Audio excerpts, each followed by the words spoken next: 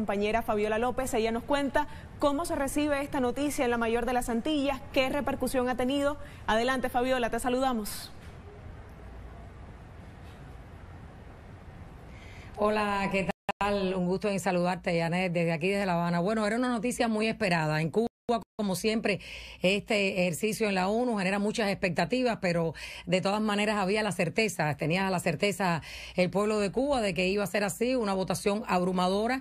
El presidente cubano Díaz-Canel había tuiteado mucho antes de la votación: la justicia está a nuestro lado, había dicho, el mundo lo sabe. Y bueno, así sucedió, 184 contra 2, se demostró que el mundo estaba del lado de Cuba y por supuesto no puede ser de otra manera porque el bloqueo que Estados Unidos impone a Cuba no es un tema bilateral, es un tema extraterritorial que no solo hace daño al pueblo cubano, también hace daño al pueblo de los Estados Unidos y hace daño a empresas en otros países y es un sistema de medidas que daña al mundo entero.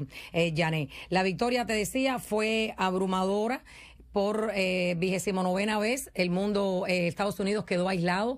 Dicen los expertos que no hay otro ejercicio en Naciones Unidas donde un país quede de esa manera abrumadora aislado, como es el ejercicio este que se hace todos los años, donde se vota a favor de Cuba para eliminar el bloqueo. Los bloqueadores, decía Díaz-Canel, se quedaron sin argumentos y eso quedó demostrado con el discurso del representante de los Estados Unidos, que fue calificado por el presidente cubano como un discurso imperial, un discurso obsoleto, mentiroso, un discurso calumnioso.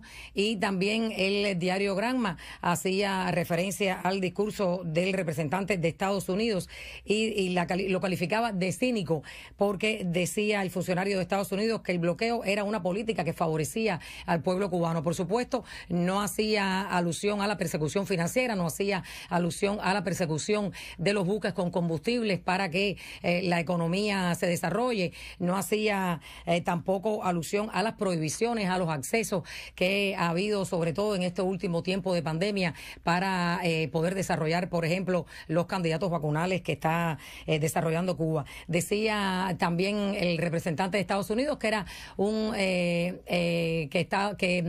que se preocupaban por los derechos humanos en Cuba. Decía el periódico Granma que eso era una actitud hipócrita y también respondía el representante de la ONU, Pedro Luis Pedroso, en la réplica que le hacía el representante de los Estados Unidos y recordaba que Estados Unidos es un país racista, supremacista y xenófobo. Bien diferente fue el discurso de Bruno, ya estaba haciendo amplia referencia a ello mi colega Aisa García. Fue un discurso categórico con muchos argumentos donde Bruno decía que lo que Cuba quería era vivir sin bloqueo, que la dejaran vivir en paz y decía las cifras que son abrumadoras de 9.150 millones de dólares, que son los daños y que son 436 millones de dólares mensuales los daños que le causa el bloqueo a Cuba.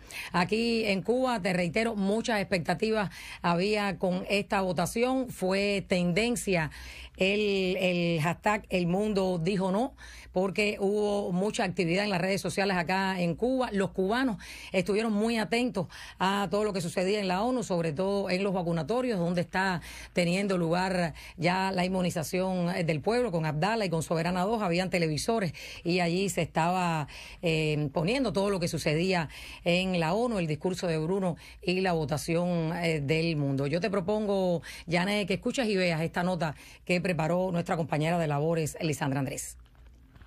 Así reaccionaron estos cubanos, quienes acababan de recibir la primera dosis del candidato vacunal Abdala, cuando conocieron los resultados de la votación en Naciones Unidas del proyecto de resolución presentado una vez más por la isla para pedir el fin del bloqueo estadounidense. Ha sido Cuba un país pequeño y mira cuántos pueblos del mundo votan por Cuba. Cuba, como todas las cosas, tenemos defectos y todo, pero se preocupa mucho por la salud de la persona.